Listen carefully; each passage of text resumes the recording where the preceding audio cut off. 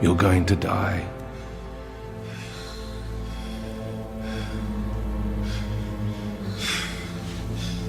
Who will hold her once you're gone?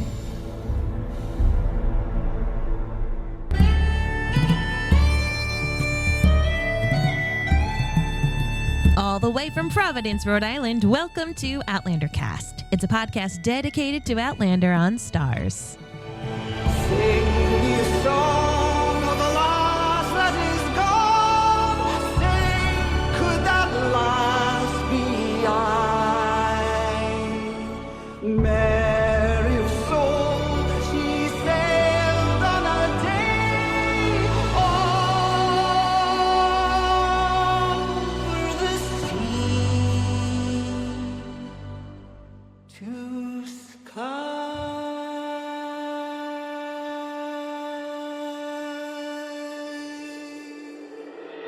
Hello, everybody, and welcome back. My name is Mary Larson. My name is Blake, and Mary, geez. A freaking bear showed up. Yeah, man, real life. What are we doing, dude? That's real life, man. Obviously, you didn't read a lot of, Little House on the Prairie and all of those kind of things growing up. I mean, I was all about the My Side of the Mountain books growing up and Island of the Blue Dolphins. When you are living in the wilderness, you're living in the wilderness, and the first four letters spell what, Blake? Wild. That's right. Wild animals, man, including hungry bears. And the bears that we've been having in our area of New England, they're just eating trash and hanging out. But there's some fierce bears in this world. A lot of people here listening live in bear areas. Oh, man. You got to watch out. Bears. What? You're like a suburbs kid who's never... It's true. Gone rail camping, like you did glamping. I've gone real camping. No, you haven't real camping. No, I've done real camping. That doesn't mean that I switched to glamping.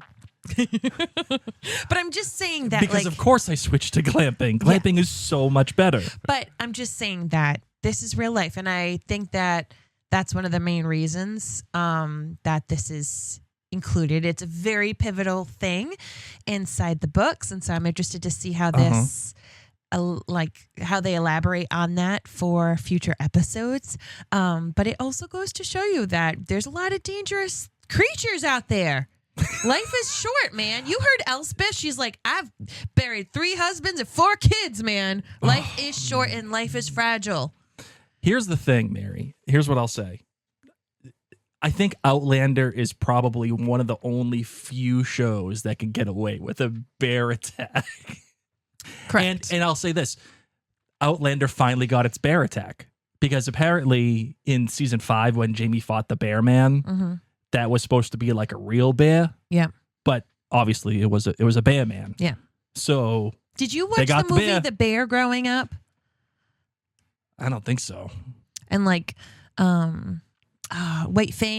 Oh, yeah. White Fang. Yeah, definitely. so White Fang had a big bear. I grew up watching The Bear, which is literally just a show that follows a little bear cub and stuff. Yeah. And White Fang, they were some of the only VHSs I owned. Sure. So I just feel like I respect bears, man. Yeah. And I don't want to be in a land where a bear can just bite me while I'm picking grapes. Maybe you poors didn't have laser discs back in the day. No, Blake. But we did. And I grew up watching Goodfellas. I grew up watching Top Gun and Terminator 2. I'm pretty sure there's a bear even in Milo and Otis. Yeah, there is. Definitely did not watch that movie. Are you kidding me? 100%. Anything that had animals, I watched. Oh my it's probably God. my parents censoring me. They wouldn't even let me watch The Simpsons. They were probably like, we don't want anything, any cuss words. We don't want any sexual tension. We don't want any of that stuff. So Mary can just watch animal movies. Right. And if she watches animals getting at it, whatever, that's nature. Animal movies. Yeah. So much Homeward Bound.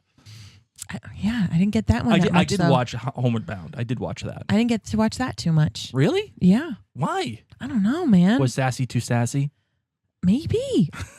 I don't know.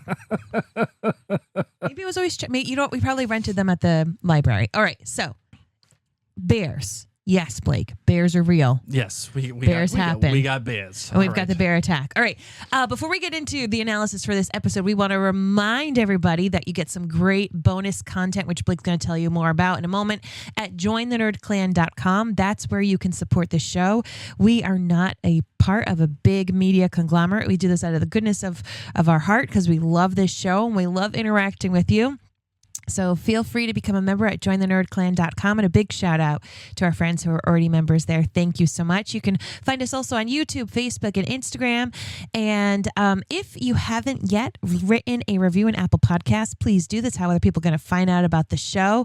Shows really get learned about through word of mouth. So keep it up, and thank you so much. Is there anything that you wanted to share about the bonus content, Blake? Yeah, jointhenerdclan.com right now is absolutely humming between all the content that we have for Outlander, Blood of My Blood, Bridgerton, the MCU Diaries, all of the Blake's Book Club, knee-jerk reactions. We are getting a lot over there. So it is a fantastic place for all the nerds to go see some other things that we're covering, just not necessarily on the podcast front, but we're doing the book club, we're doing all those great ideas, and we're doing all those great properties.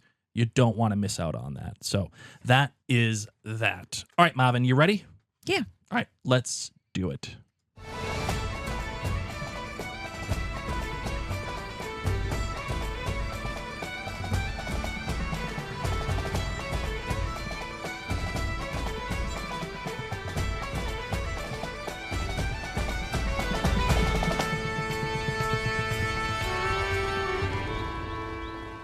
All right, a little recap for you as this is episode 2 of season 8.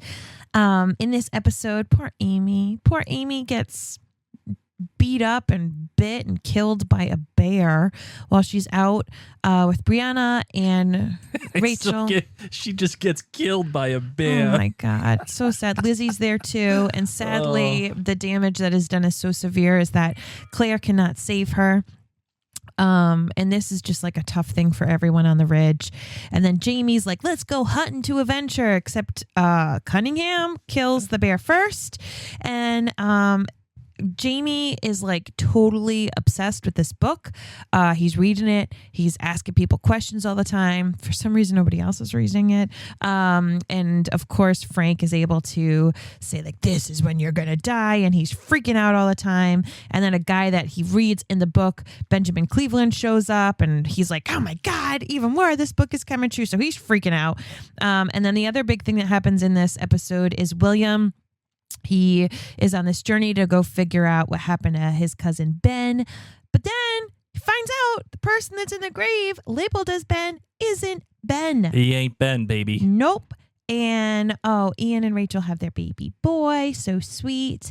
And yeah, that's what happened in this episode.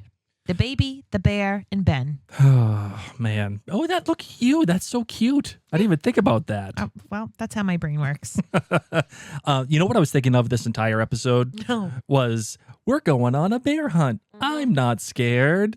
Swishy swashy, swishy swashy, swishy swashy. All right, this episode was Can't entitled... go under it.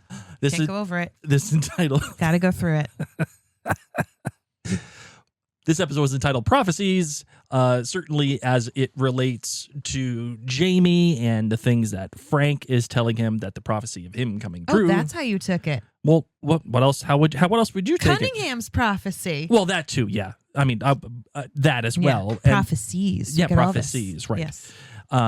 And you could even kind of like go along the lines with William too about cousin Ben.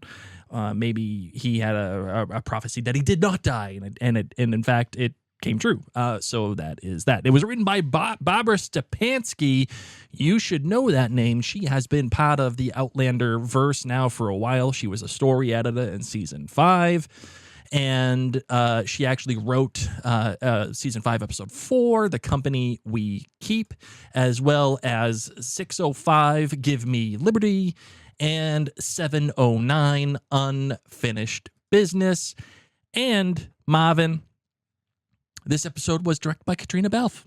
Yes. by Claire the herself. Caitríona Balfe. Yes, interesting, very interesting. Yeah, I love it. Good for her. Yeah, no, I honestly think she did a good job. We'll get there. We'll get there when we get there. Oh, yeah. All right, your kilt rating, Marvin. How many kilts are you giving this episode? I'm giving it a 4.6. Okay, fair enough. How about you? I'm going to give this one a 4.1. I Which enjoyed is like it. my 4.6. Yeah. It actually, the it Blake kind of is. equivalent of it. Yes, that's right. No, I enjoyed it. I thought it was good. I thought it was good. There were some, but okay, fine. GBG, you're good, you're bad, and you're great. All right. My good for this episode is Claire telling the bees all about Amy being gone and how her yard is full of hollyhocks and she found love and joy again. She will be missed, but her flowers still grow. I just thought that was a beautifully done scene. I love the shot of the beehive and the little flower. And as someone who is doing her winter sowing for spring flowers, I just really enjoyed that. I have a couple of bads. First, cabbage.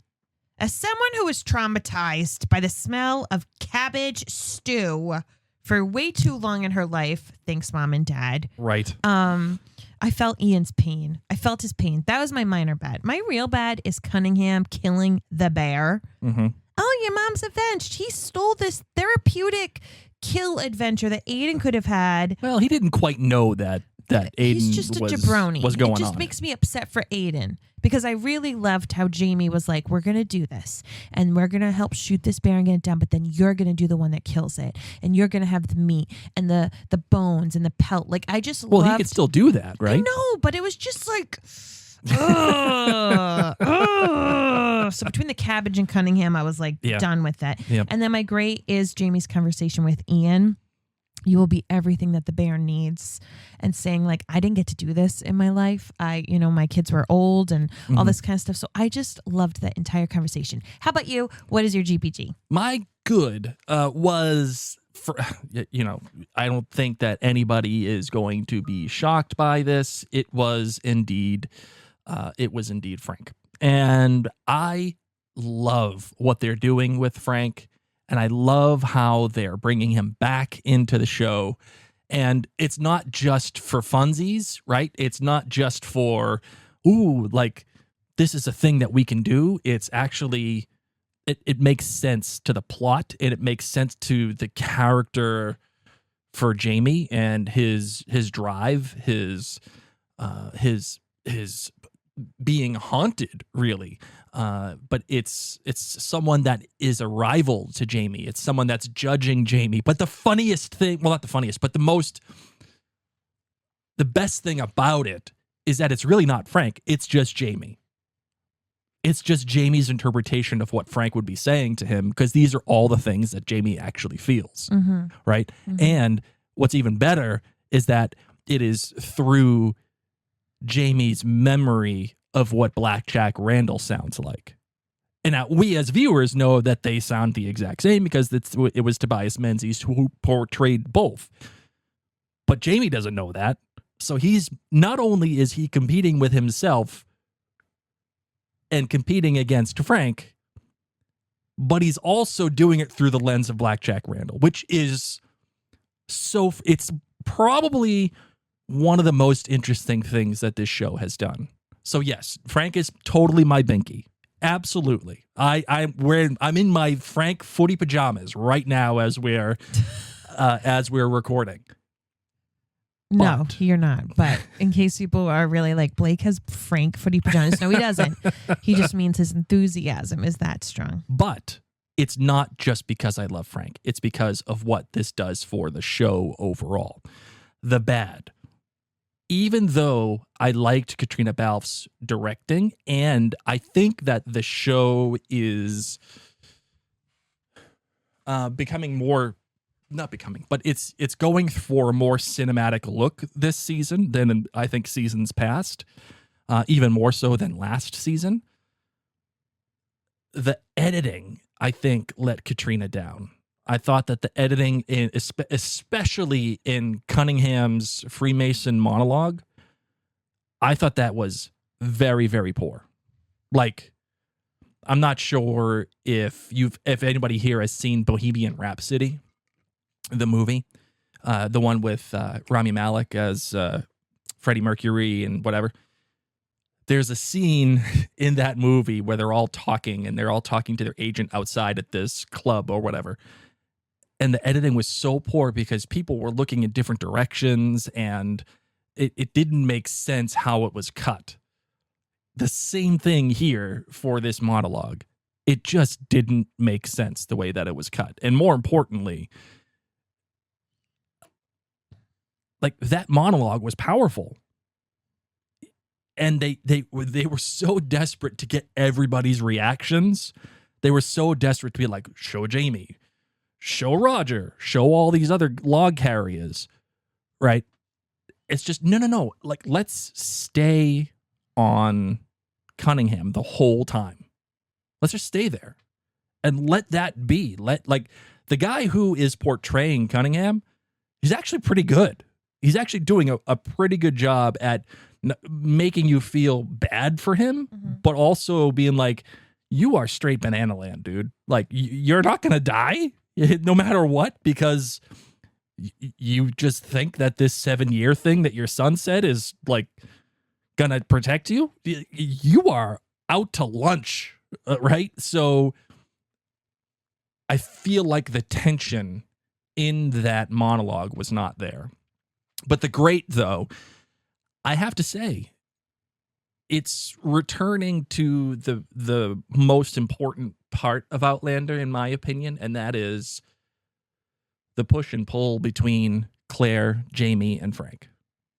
You think that's the most important thing? Well, emotionally, yeah. Why wouldn't it just be Jamie and Claire? Why is Frank added in? Well, all right. So, sorry. Let's rephrase that, because I agree that was probably poorly phrased. It's going back to when the show was at its best. Okay. That's what I mean.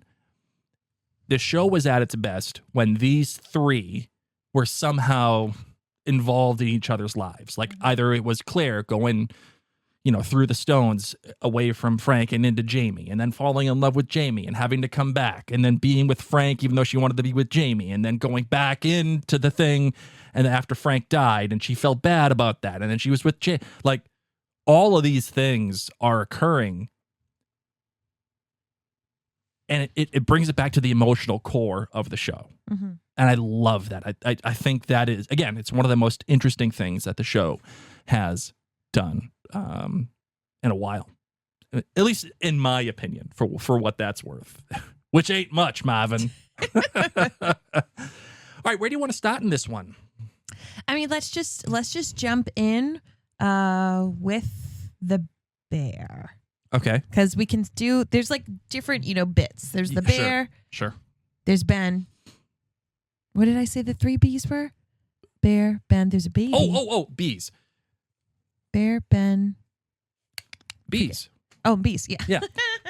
Actually, but the bear and the bees is the same thing, but I feel like we need the Cunningham part. But I do want to talk to you about the bees thing. Oh, okay. And I want to talk about it now because if I don't, I'm going to forget. Sure. Why is Claire all of a sudden talking to bees? Because the last episode, Jamie just said when he got the present, he said, "Oh, bees. Like, what we do with bees is we talk to them. We tell them, like, when there's a birth. We tell them when someone's gone. We tell them how people are doing. Like, gotcha. The bees are very symbolic. You must have forgotten that part. I did. I totally forgot that. So that's what she's doing, is she's letting them know. She's just going with the flow. Yeah. And she's opening her arms. Yeah. Letting the world come to her. Yep. Okay. I understand now. I got it now. All Especially because Amy's house has so many flowers. So she's like, you guys definitely know her. Because when, like, she's at the beehive. But now does it make more sense? This is an important thing. Yeah, no, because at first I'm like, who the hell is she talking to? And then she's looking at the beehive. I'm like, okay, all right. I got it. She's talking to the bees. I got it. No problem.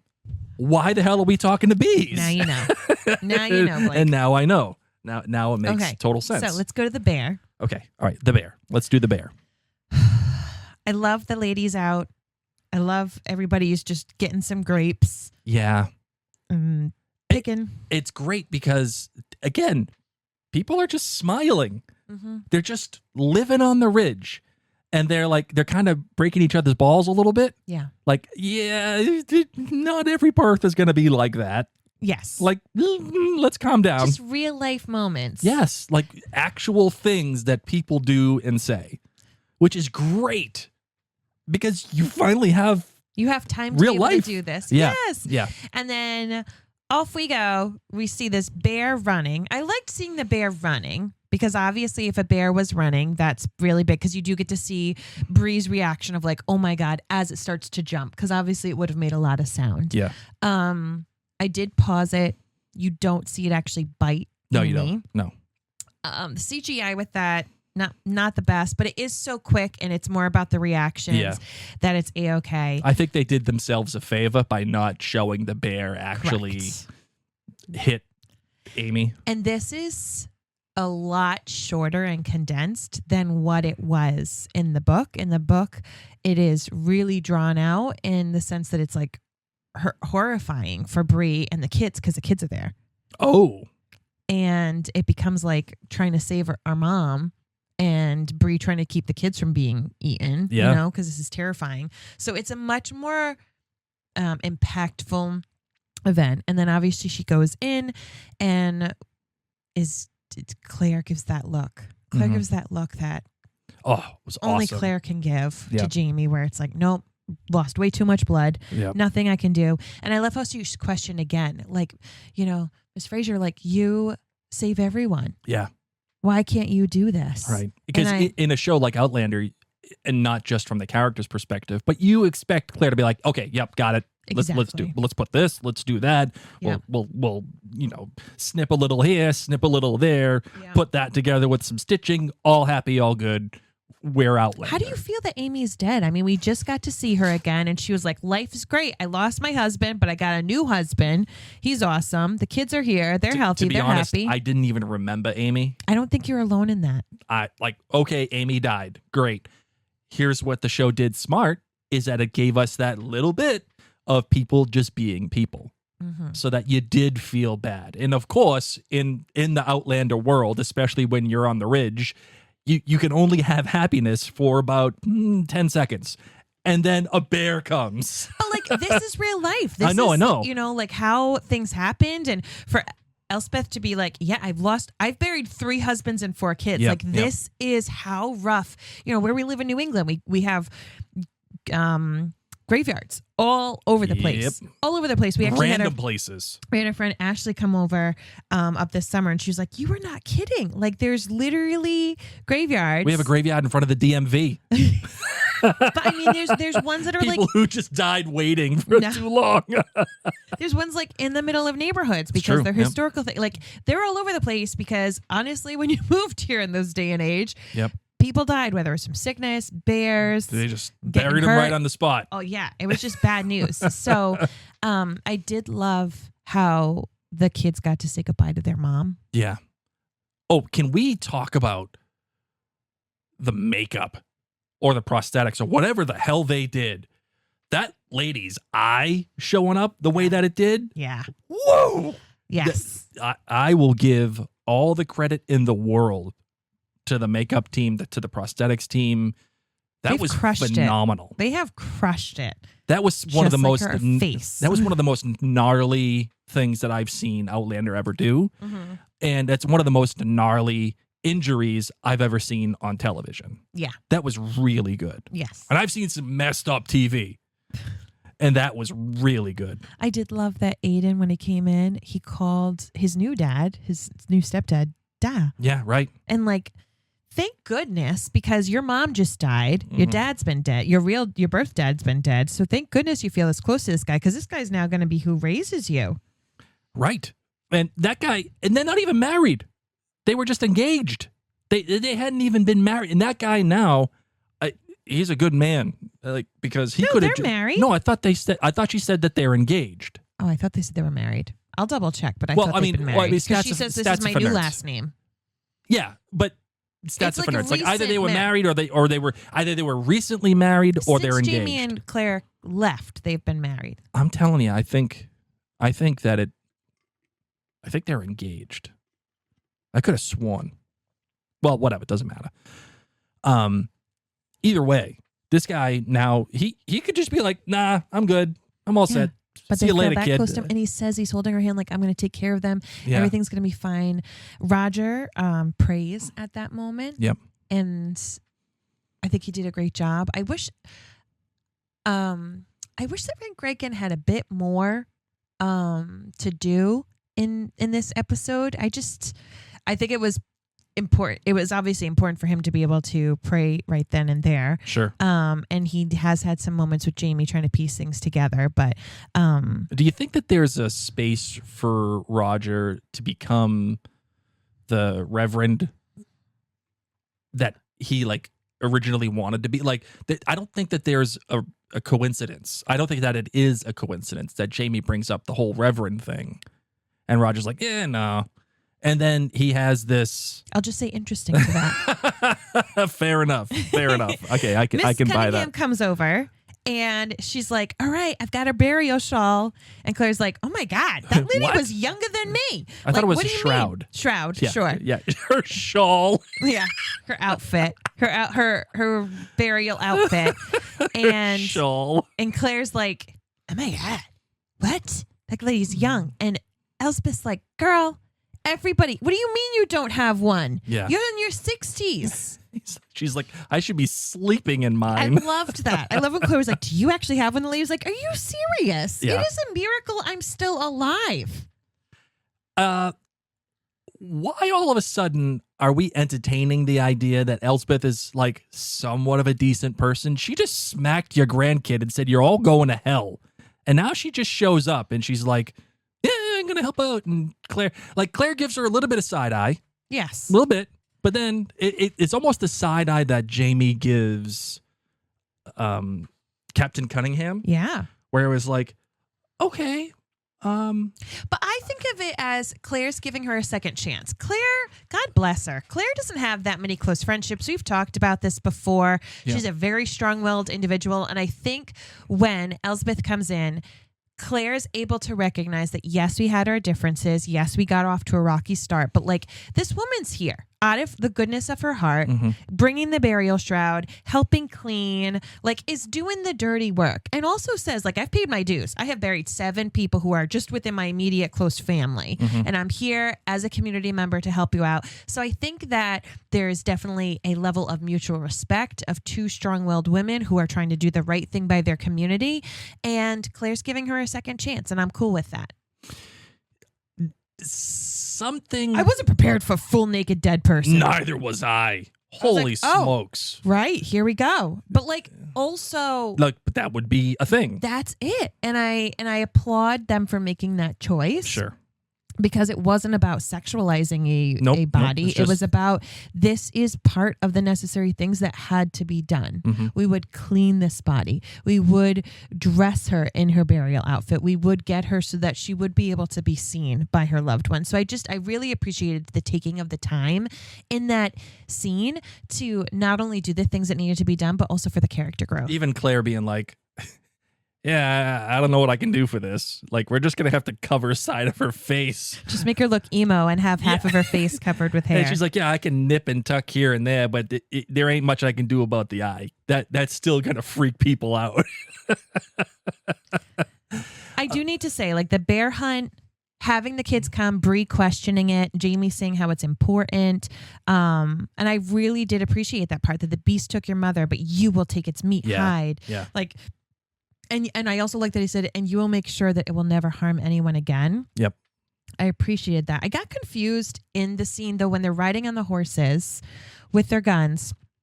Shots are fired, but not everybody from the hunting party was on their horses. Was in the shot when the shots are fired. So I was like, who's shooting? Like, it made me think it was part of their party That's doing what it. I thought, too, at first. Yeah, because not everyone was in.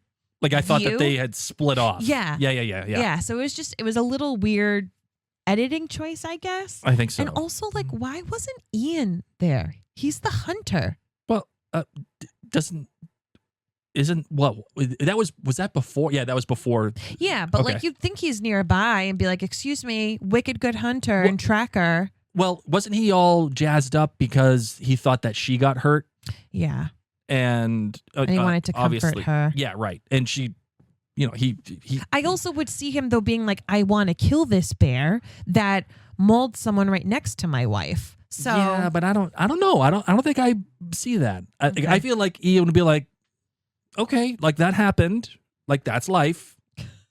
Like if it killed my wife, then yeah, I'm gonna go get it. But it didn't kill my wife, and I can't help that. Jamie's still in Like his he's trying to bloody respect shirt. life. Okay. You see what I'm saying? All right. Yeah, that's what I'm getting at. Jamie's like hunts without changing his shirt, covered in her blood. Total badass. And is just not stopping for a minute to change. And Nah, let's be real, you're screw going to that. get bloody from a bear. Maybe the bloody smell of her blood will help attract the bear. I was just thinking about how smelly that shirt was. Oh, God. Well, because we're going to end up talking about Cunningham here, and I kind of want to bring it back to Elspeth a little bit, Mary. Yeah. This whole thing with Elspeth, it smells. It smells. It's a little stinky. I'm getting some fish out of this, okay? And the reason why I say that, I don't understand what any of that means, well, but it's fishy. go for it. It's Okay. fishy. It smells. It smells. It does not pass the smell test. It does not pass the eyeball test because Amy's eyeball. yeah, Amy could definitely see her with extra vision. It smells because it just kind of happens. And I get that people can be altruistic and people can put aside differences and she wants to help and whatever. But the Cunningham part of it makes me feel like it's more than that. Like that they are trying to ingratiate themselves, especially after she just straight up slaps a kid. Maybe she went home and told Captain and he was like, bro. I think What are we slapping doing? kids was a lot more common than this show shows. Well, yeah, but I agree. But even still, like that is the Fraser's grandkid. Like yeah. these are the people that own this place. You can't just smack a kid. I don't know. I feel like people her age, like I think about what you and I have said sometimes about like our elder great aunts and older people in our family, how we're just like, you get to a level in your life where you have 0 F's left and you say what you want to say and you treat people the way you treat them and you kind of just like own your crazy. That's because life is short and you have no filter left. Yeah. And people just shake their head and say like, oh, grumpy old man, like grumpy old lady, like that's what they are. Get off my lawn. Like she's basically that. And so I'm not giving her. Well, I agree with you on that point, Mary. Part of me believes that she did that because, yeah, certainly she's just a grumpy old lady and that's that. But there's also a part of me that thinks that she went home, told Cunningham about it, and he was like, no, we can't do that. You need to go do right. Yeah, we got to fix this. And we have to fix this not because, we're being good people, but because there's a reason for it. Okay. I say that just because it just comes out of nowhere. And that's that. Okay. And the same way that Jamie is giving the captain like the benefit of the doubt, it looks like to me Claire is giving Elspeth the benefit of the doubt. And that is going to bite them both. Interesting. That's my thought. Interesting. I loved Claire's whole conversation with Fanny about the little bacteria and stuff through the so magnifying glass and mucus. That whole conversation was also in the book, and it's just a beautiful little moment. I liked these little real life character moments, whether it was Jamie and Ian, Claire and Elspeth. I know that you have a problem with it, but I really enjoyed it. Well, I mean, I don't have a problem with it. It's just... Oh, you're just fishy. Like, it smells. Yeah. And I don't think it's true. I don't think it's real. I think it's a facade, if you will. Fanny was saying how Jane would have loved this and how she was always so interested in things like this, but how she was accused of practicing the dark arts. And we've been watching a lot of Harry Potter with our kids recently, Right. so I was like, oh my God, who'd she learn with? Lupin? Hopefully not Lockhart. Moss Mordred! But yeah, she uses, of course, the term like accused of practicing the dark arts. You're a wizard, Harry. Sorry. Are you good with the Fanny conversation? Yeah, I mean, it was a nice conversation. I'm not sure if there's any much more to take from it.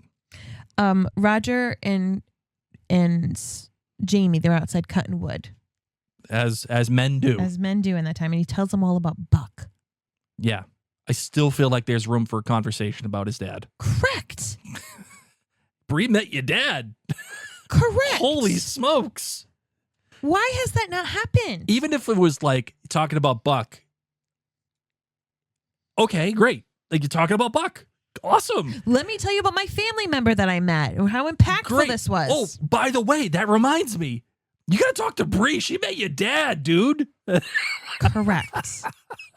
I'm still waiting for that moment. The other thing that is bothering me with Roger is like Roger keeps asking Jamie questions about the book. Oh, did this happen in the book? Oh, did that happen in the book? Were they mentioned in the book?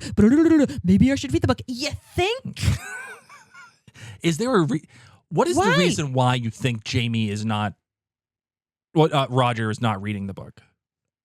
In the show, I right now have no idea why this is his choice, that he has decided. Like, I don't feel like anything is being explained in the show that would make sense as to why Roger wouldn't say, hey, I'll take a look at the book and see what I know and see Absolutely. what, like, rather than Jamie having to keep asking questions. To me, the show is like not making any which way sense of why they're not talking about Brian.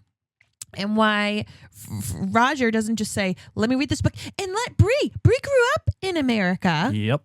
Like, let her read. Like, what is going on? Yeah. The more eyes on this, the better. Yeah. My sense is that there's more answers in the book than the show wants to give right now. Mm-hmm. So it's putting it in plot jail where it's like only Jamie is going to read the book.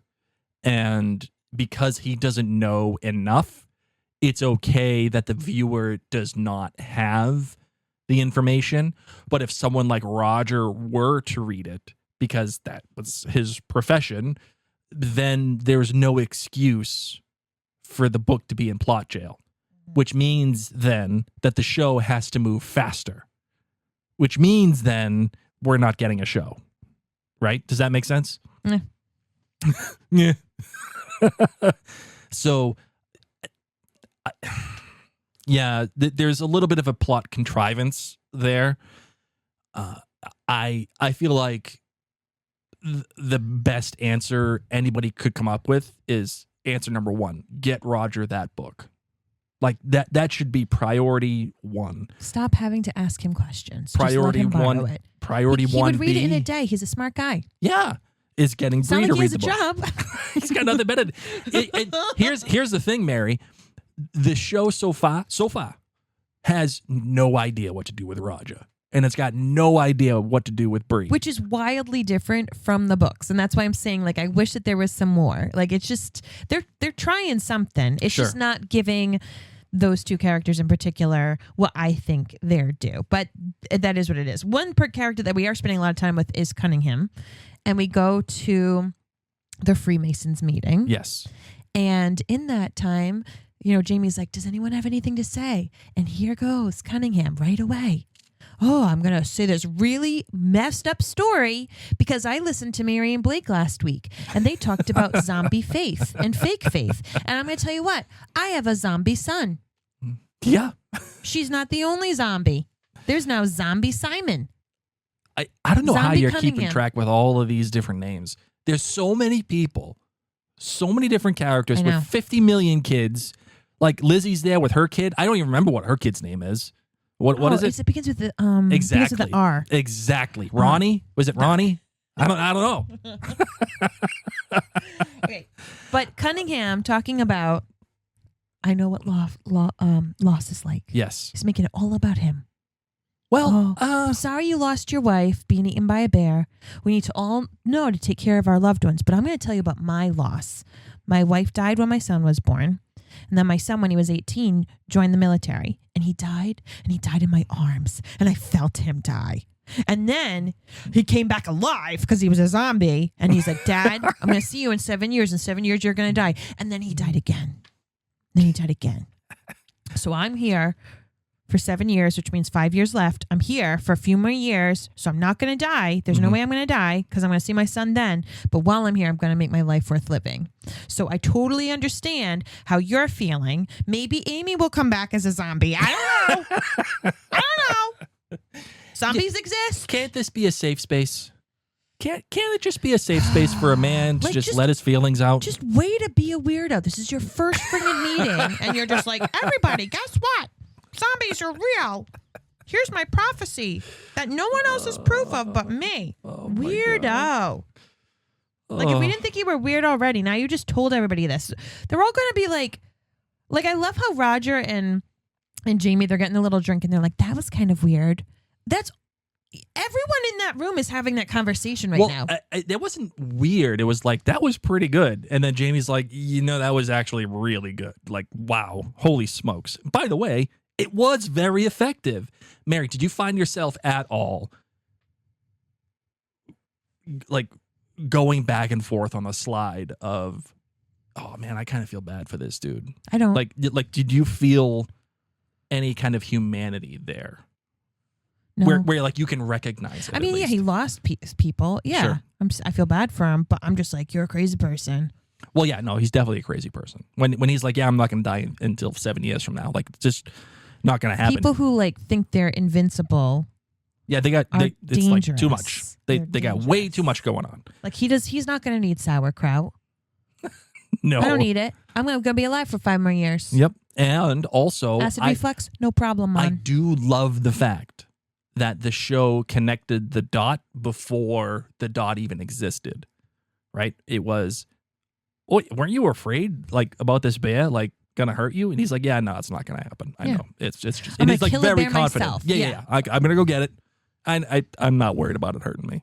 Right? Like that was awesome. Wicked creepy. Because that's one of those moments where it's like you don't recognize it at the time, but after you're done, you're like, oh, wait a sec. But it's cool because it also like mirrors Jamie. Like right now, Jamie is being told that James Fraser dies on a certain date.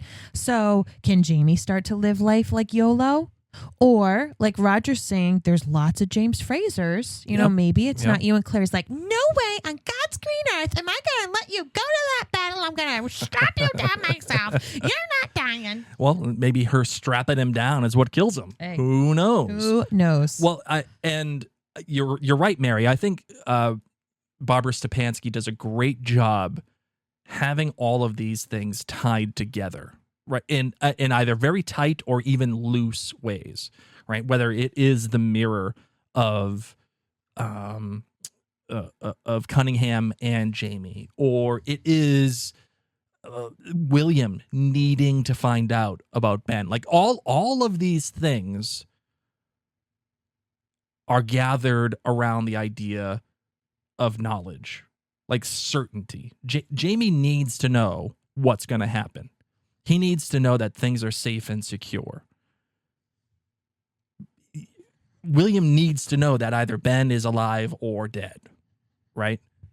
Even Fanny being like, okay, wow, like I didn't know that birth could be like this. Like it's a need to know. I really like the job that Barbara Stepanski did here. It's good stuff. Okay, we need to chat about the Ben a little bit. Okay. Okay, so we start actually this entire episode hanging out with Ben and Henry and William, and they're young. And I had so many little things that happened just in this opening bit. Okay. Because it's when Ben comes in, he's like, look at my new outfit. And they were like, jealous. And he's like, yeah, I'm going to America. It's going to be so cool. And William's like, here's a little toy. Think of me. I knew He's right like, then and there he wasn't dead. Think of me. Think Right of me then and there. fondly. Okay, here's the problem. As soon as they come in, Ben's looking like he's chewing cud. Why is this character chewing? Like he just took a bite of a sandwich. There's no reason for him to be chewing. If I was Caitríona Balfe, I would be like, excuse me, spit out your gum. We have to redo this scene because you look like a friggin' cow. I'm telling you, rewatch the beginning. Well, and maybe be like, he's got some chew in. but there's no reason for it. Well, it's not maybe. like we see him put in chew or spit chew. It's not Sure. like any of that's happening. I highly doubt he would be doing chew in his brand new uniform. That's fair. The spittle gets But, like, all over the place. If he had like come in and grabbed a Sammy from someone and like come in and be Sammy. like, guys, I'm so hungry, I'm so excited. But like, why are you chewing? And then he stops chewing. So it's not like it's chewing whatever. Sure. I can't. It was so unnecessary. So unnecessary. Then he's like, okay, guys, let me show you where I am. They're in where? They're in like a billiards room. Yes. By the way, that pool stick, that's like a total cheat. It had a flat end that looked like a flap, not a pool cue. Like, so I was like, what are we doing, dude? you know what you don't keep inside a billiards room? What's that? Rolled up maps of America. America? We're in England. So this whole scene felt like I was watching live theater because you Sure. can't help it if some kid just pops a piece of gum in his mouth and you're like, damn, that kid. If this wasn't live theater, I would have ripped him off the stage and been like, spit out your gum. And then like in theater, you're just like, okay, and then we just have to have this prop here because there's nowhere else for it to have it. Yep. I highly doubt that in a British billiards room, There's just a they map would of have America. a rolled up map of the On colonies. cloth, but no less. Yeah. Not even on paper. Yeah, not Like even nothing. in one of the books. Like It was, if he like, pulled out a stitched. book, and it was just like just the map by itself, not even like a collection of maps. Right. So to me, it was just like, this is stupid. This is theater to me. Yes. If he opened up a book, because there were loads of books there, it would have made it feel a lot more normal. Well, they needed the inn for that thing, the little toy. I know. And I just found it so weird that it was like, oh, Boston, where is that? And they point to it, and it's like, it just shows Massachusetts. And In Rhode Island, I was pumped. I saw that's Rhode true. Island Rhode there. Island was there. But most importantly, Your cousin from Boston. absolutely. And like, that's only a little section of always about America. Do you think Massachusetts. these boys are going to know? What No. are we doing? What are we doing? I feel like everybody in the colonies, especially that were in that upper class, knew where Boston Yeah, was. Boston Tea Party. Come on, guys. Yeah, right. Well, no, that was 75. Okay, yeah, that makes sense. I don't know. But anyway, General Roland was the little toy's name, by the way. Sure. And that's what he goes to look for Yeah. in this pocket, which, like, William, do we really think he kept that entire time? Maybe. Yeah, But well- maybe not. So, like, we're searching, but that's what leads him to search and dig in the grave. Yeah. But I absolutely loved the random guy that knew the captain. That guy, oh my gosh, he's such a gossiper. When he goes and he's Oh like, my are you God, the I surgeon? He's know. like, no, I'm not the surgeon. But let me tell you, his condition improved so much. I was shocked with a capital S that they told me he died and they buried him right away. Can you believe it? Like, that guy was spilling the friggin' tea. He's like, can I be Lady Whistledown? Like, who the F are you? Are you a surgeon? No. Then why are you You're here? just a guy. He's just a friggin' guy. He's a jag. He's just a guy who was like, loved him. Wicked good friend. He was feeling so much better. What is your job, sir? Who are you? We call that plot dumping. Oh my God. But it was so cute because just the way he did it, I was like, I believe that you would be a person. I believe Yeah. that you would just be this person who's like nosy and like, I want to know everyone. I want to get in everyone's business. Let me tell you, he was feeling better. Then he was dead. He was already buried. Oh my God. The Prince of Tides is neither about princes nor tides. You know that's his favorite skit. And William goes to the little Talk grave. amongst yourselves. Right, and tells him about his brother being married. Oh no, that's something else. Oh, sorry, the grave, and he's saying all this stuff. He's like, you have your kid and everything. They're all great. Your brother got married, and he's so happy. I freaking hate that at that beautiful wedding. By the way, I'm so glad that Henry got to have a cute wedding and it was shown. Yeah, totally forgot about the brother. That's okay. Totally forgot about this whole thing. But poor form. Where's Captain Hook from the movie Hook? Poor form. Poor form. William's just no, like, bad form. Bad form. Like, bad form, William being like, oh, Henry, I know you just got married, but your brother's dead. Well, he tried not to do it. Not very well. Not very well. Well, I mean, I get you. Not the greatest delivery of all time. No. Not the greatest timing of all time. Just don't say anything. No. Just be like, no. You know what? And where's Lord John? Why you know is what? he not got at this wedding? Got a headache. What's I going mean, Lord on? John's too busy taking care of a baby. He's got way too many things going on. Baby. You know that he's going to all the baby music classes. Of course and he like is. the baby yoga and the baby story time. He has a very strict schedule that runs around the naps. Oh, yes. He's like, I can see you from 6 to 8. Mhm. And then it's hellacious. Maybe I can see you between like 11 and 1. And then that's it. Here's what I'll do. I will put up a schedule on my door. And if it's at that time, I will see you. If not, sorry. Do you think he does baby-led weaning? I don't think he'd be into that. I think he'd be way too nervous. Oh, you think so? Yeah, I think he would be very afraid of solids and would really stick to the purees. Fair enough. I don't know if they did purees back then. It was baby-led weaning back then. If there was someone who would do a puree, but it would be Lord John. It would be Lord John. He would figure it out. Maybe he invented purees. I don't know. You know who I also can't wait to hear your thoughts about? Who? Benjamin Cleveland. Do you know who that is? Oh, yeah. Okay, at least you know that person. No, I know that guy. The way the show portrays Benjamin Cleveland, awesome. He was like, the energy from Benjamin Cleveland was like the guy that showed up at our house yesterday. He was like, excuse me, and his name was friggin' Ben. His name was Ben. Oh, and he was like, I just fixed the house down the road, their doors and their windows, and yours look old too. And do you want me to give you a free quote? And I was like, no, Ben, I do not. And he goes, what's your name? And I said, I'm not interested. And he goes, oh, what a good name. I was like, F this guy. I was like Claire energy. Good luck with the rain, Ben. That's what I did say. Yeah. Because it was pouring. Yeah. Yeah. And he's like, oh, nice name. And I went, good luck with the rain, Ben. And I shut the door in his face. Yeah. Yeah. But that's how I felt when Benjamin Cleveland came up. I was like, Claire, I know this vibe. I just felt this with my own friggin' Ben. Yeah. And he rides in there. If you disrespect Claire, you're dead to me. Well, all right. At first, I don't mind him just kind of brushing her off. Of course you wouldn't. No. I don't mean that being a dick. I mean, how else could it be, Blake? No, what I mean at first, when he doesn't know who she is at all, and he's like, hey, who are you? What's this? Where am I? Yeah, just respect common hold on. dignity. And then when she says, I'm Mrs. Fraser, then the tide should have turned. It should have been like, oh, okay, great. Yeah, do you know where your husband is? Like, I just need to chat with him. But when she says the thing, he just laughs. He just straight up laughs in her face and rides away. I love that. I love that because it's such good characterization. Like, immediately off the jump, you knew. You don't love that of the guy. You don't think that's no. quality of life, but you're just saying, like, that's.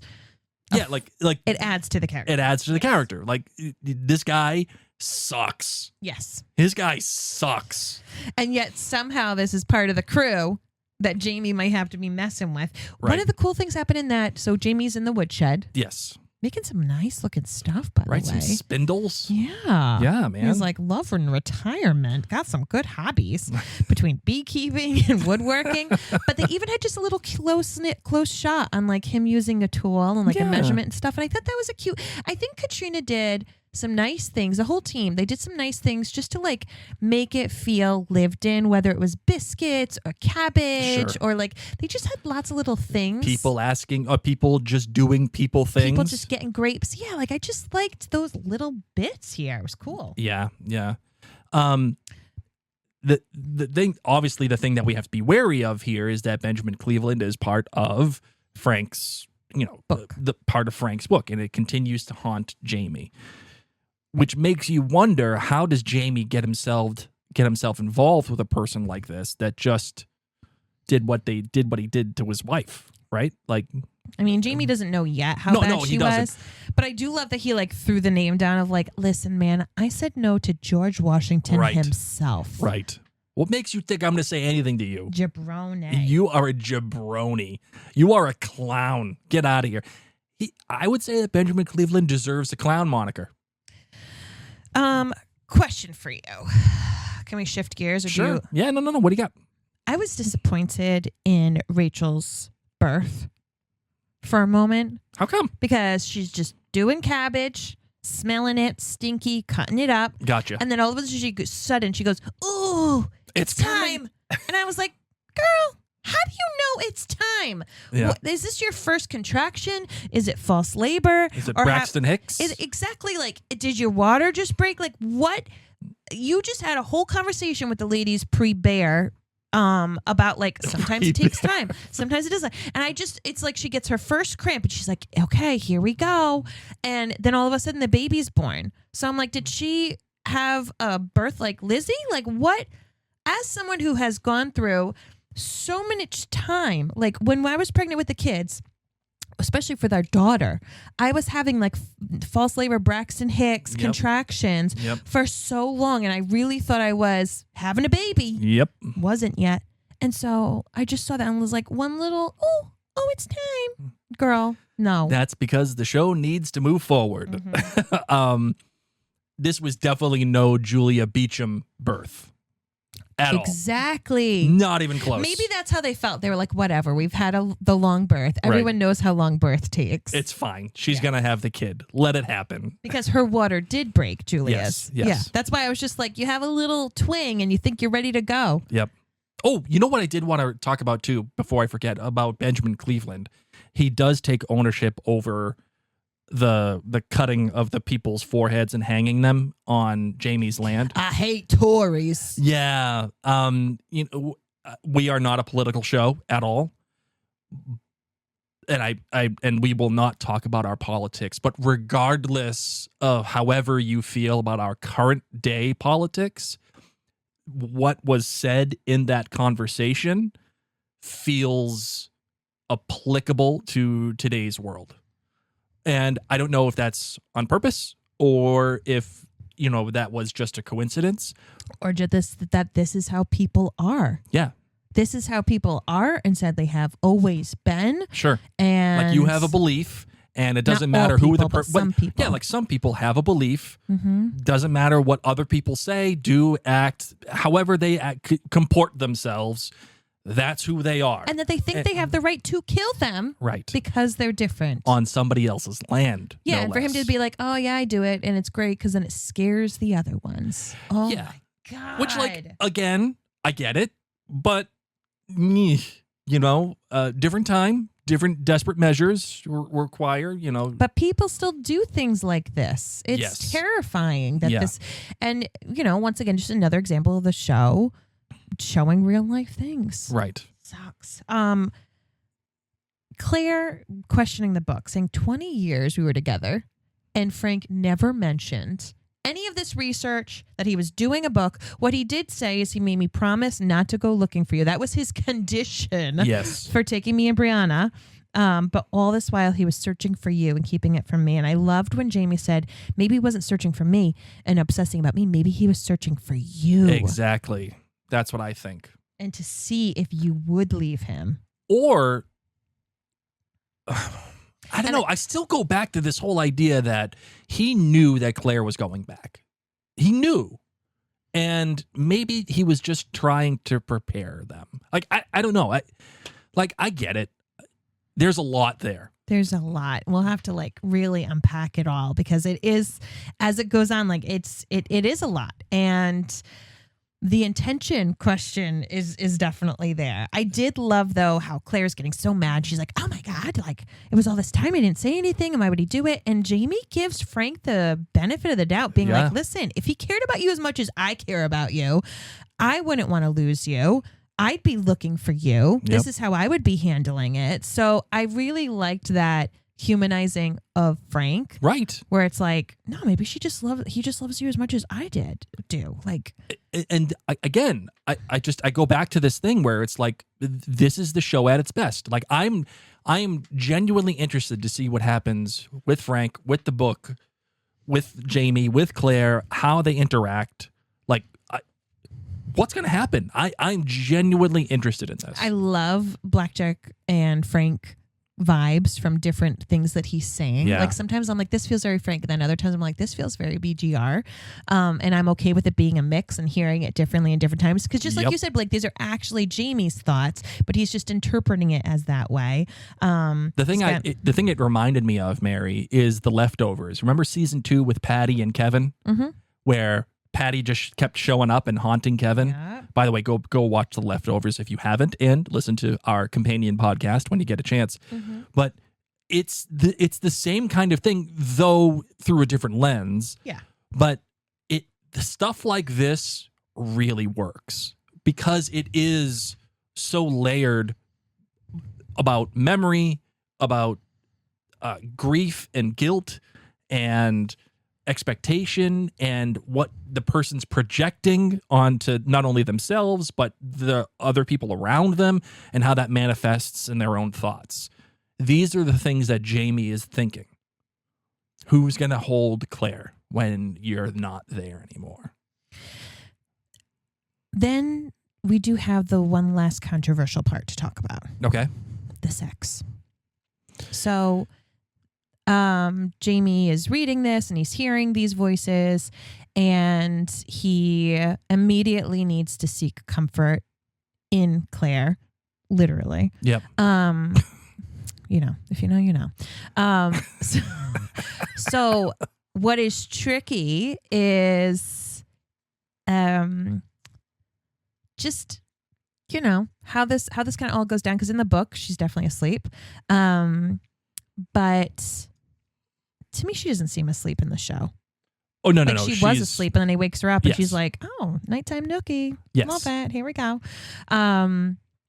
And the way that this is, I love how they shot it. I love how, like, it's not bubbies flying in the air and Right. just like naked, because, you know, they are in their nighttime clothes, and he does just need a quickie, and he needs to be with her and to feel her and to have that assurance. She's his binky and he is hers. And I feel like the way that this was captured on the screen was meant to be like, this isn't an abnormal occurrence, that sometimes they just roll over and say, "Hey, I need you."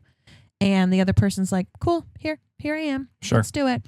And it's not necessarily a bad thing or an inconvenience or an asleep or So what is the controversy then? that, like, she was asleep and that, like, it wasn't necessarily Consensual? or like, I don't know, they took a lot of like aggression out, like leaves marks. Mm-hmm.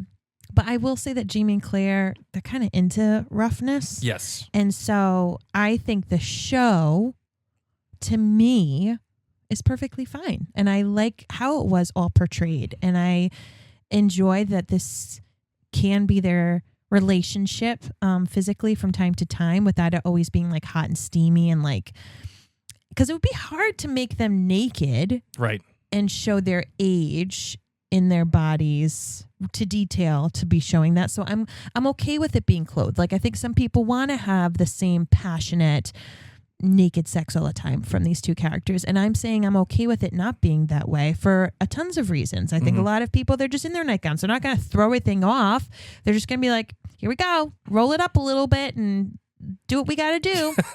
So I don't know, I liked it for what it was in the show. Yeah. I mean, I don't know what happens in the books, and I don't care. Yeah, I know.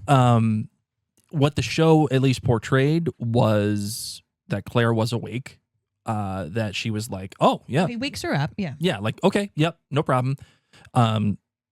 There is a history, a documented history, if you will, of these two engaging in all kinds of sex, and to me, I didn't see anything wrong with it. In fact, I kind of felt bad for Jamie. And it's not that like he needs to distract himself. I don't see that. I see it more like he needs connection with Claire, because he's so lost in himself, and he's so lost in what Frank or Blackjack Randall or whatever is saying to him, that he's afraid. And the only reason why he's afraid is because of losing Claire. And if for one brief moment, you know, this is the thing, that connection with her, that is what is able to drown out the fear, then it's human connection. He needs to feel alive, because the truth of the matter is that there's a very painful reality here for Jamie. Jamie knows that Frank got to do things that he never did. He got to raise Bree. He got to be with Claire, like during that time.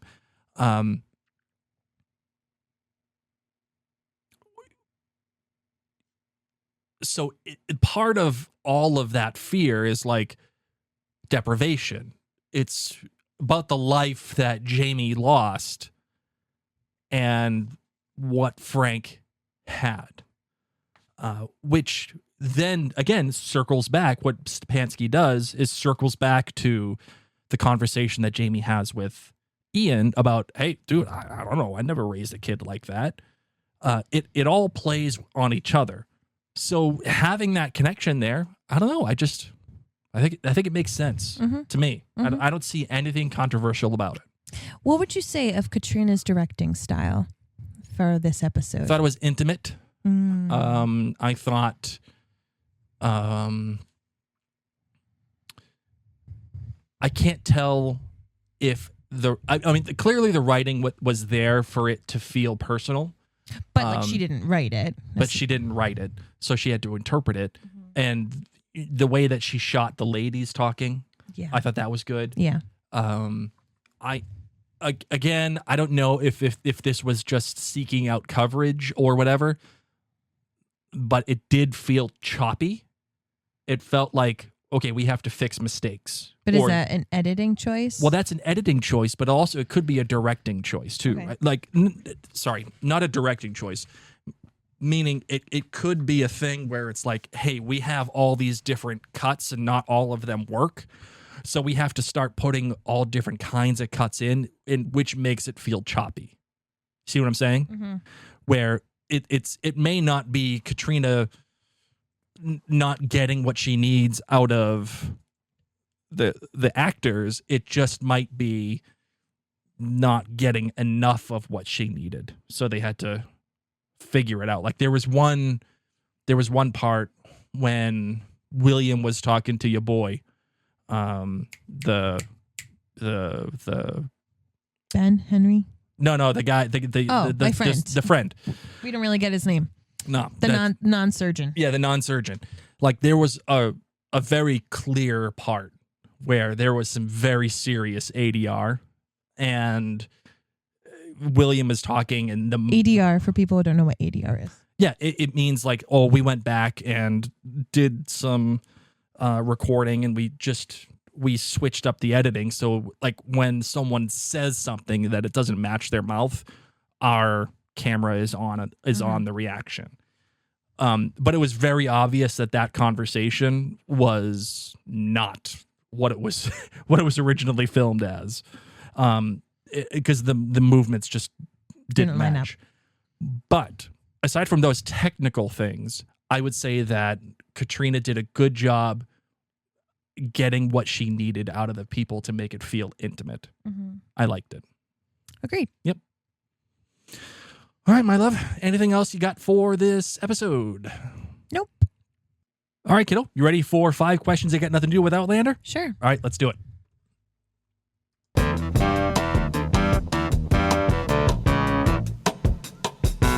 My friend.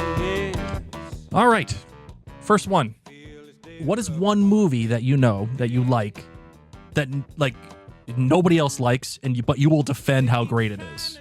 That you just love but nobody else loves, but you would die on the hill of defending it. Honestly, I feel like I've died on the hill defending Hook. Robin Williams' really? Hook. I will never forget the day that I read it in the newspaper that I got 1 star from our local movie editor. And I remember reading it and I was like, this is blasphemy. Yeah. It's really funny because I feel like our generation loves Hook.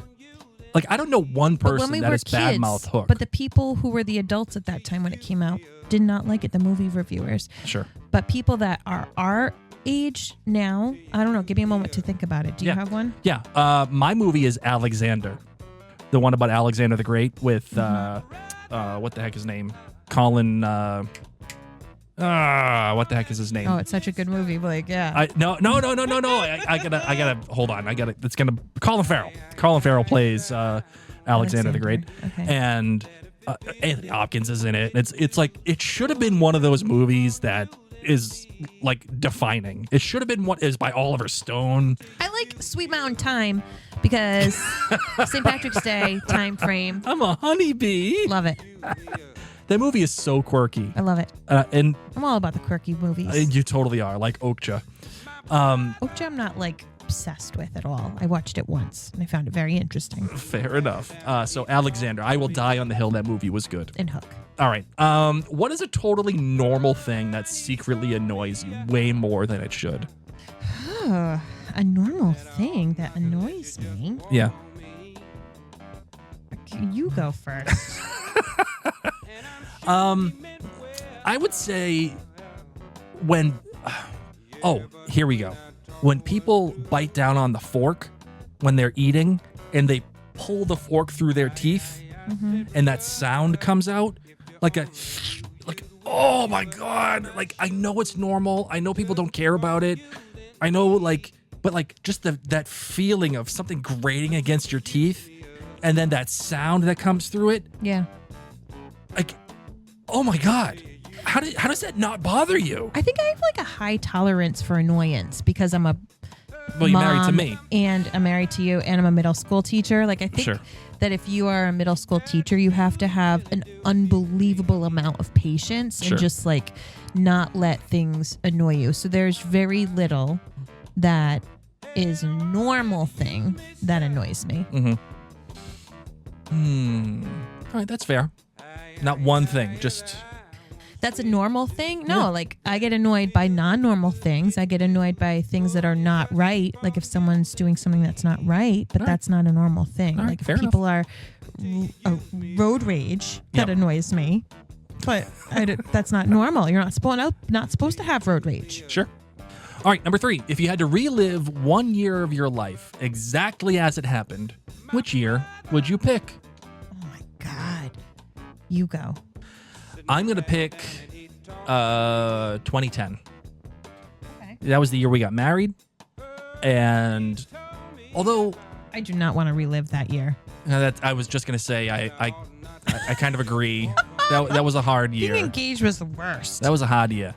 Family was so mean. I'll go back to... I won't relive that one. I'll go back to 2008. 2008 was a good year. Like, we were dating. We didn't have kids, and we were able to go out and do anything that we wanted. We go on cruises and like that was 2007, 2008, 2009. Okay. 2010 was good because it was the last season of Lost. 24 was on. Like, 24 was great. Okay. That was the beginning of The Dark Knight was 2008. Like, there's some good stuff there. I was coaching baseball. That was a good year. I'd say 1993, 1994, my 6th grade year was really good. That is oddly specific. No, it was a great year. I had a great 4th through 6th grade. Being at the end of elementary school was really fun. I had a solid group of friends. I used to listen to a lot of Disney music at that time because I had my own little tape player. Mm-hmm. Life was good then. After that, too many hormones, too many Yeah, things going on. sure. Friend groups change. Yeah, that's what I would say. All right. What is the dumbest small luxury that makes you feel rich? You go. Oh, that's a good question. I think. Oh, yes. Okay. Rainfall shower. Love that rainfall shower. That thing is awesome. And it bothers me. This is another normal thing that bothers me, that you guys don't use it. Because, how could you not use a rainfall shower? It's the best. It just gets water in my eyes nonstop, and I would prefer not to have water in my eyes. God, I love that thing. And it doesn't wash as well. It I have totally a lot of hair. does. It doesn't wash as well Oh, for my hair. Oh, I want to have, okay, fair. yeah, I'm all set with that. All right, how about you? A heated blanket. So I can have cold air on my body, but also warm. All right, last one. If your life had a narrator, whose voice would you want and why? Oh no. You can go. I'm going to say Anthony Hopkins. Oh my God. That man makes everything sound amazing. Like, anything that comes out of that or Alan Rickman. Because that man his voice is butter, and he delivers every single word with such intent. But so does Anthony Hopkins. Mm-hmm. So one of those two. I want Jim Dale. Oh, right. I feel like that's a natural thing, wouldn't it be? Yeah. Well, who's Jim Dale for those who don't know? Oh, he's won Grammys for his work doing the audiobooks for Harry Potter, and he did a great job with Peter Pan. and he does wonderful extra voices. So I would want Jim Dale, even though I'm a girl. All right, fair enough. That is it for the questions that got nothing to do with Outlander. Are you ready for the outlandish theory? Sure. All right, let's do it. Frank is going to appear to Jamie like a ghost. Probably didn't put a salt on his body. Right, exactly. See, again, I don't think it's by coincidence that they're bringing these kind of things up. Frank is going to show up, and he's going to start haunting Jamie in physical form where no one's going to see him but Jamie. Like, there will be moments where he's sitting in the corner, and Jamie's having a conversation with Claire. And something along those lines where he's going to be there and he'll interact with Jamie. I think that will be the coolest thing ever. Interesting. Can't wait to see what happens. It's gonna build. It's gonna go from being the book to then being a voice to then being like a combative voice, and then it's gonna manifest himself in reality. There, can't wait. Oh, it's gonna be awesome. It's gonna be so good. Interesting. Oh, can't wait. All right, that is that. So you got an interesting, right? Okay. I mean, that's what I say every time. Please hang up and try again. All right. Any last takes? Anything that you want to say? No. All right. Let's close this bad boy out.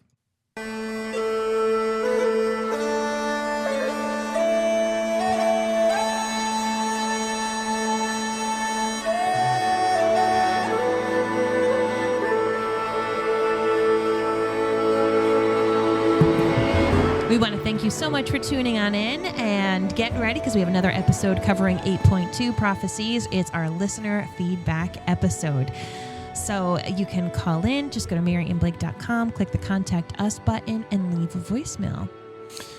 Of course, there are a number of questions and ideas that you can call in with simple things like, what is your Kilt rating? Or did Amy's death devastate you? Or was just the bear attack just so Outlander that you just had to laugh at a little bit? Or do you agree with me that the best thing that the show is doing right now is the stuff with Frank?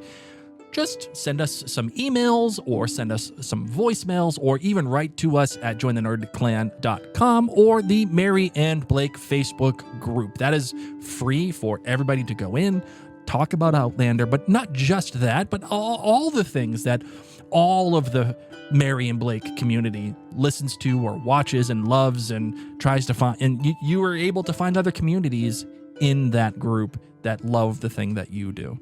So please go ahead and do that. All right, everybody. My name is Mary. My name is Blake. And you've been listening to Outlander Cast. Slàinte mhath.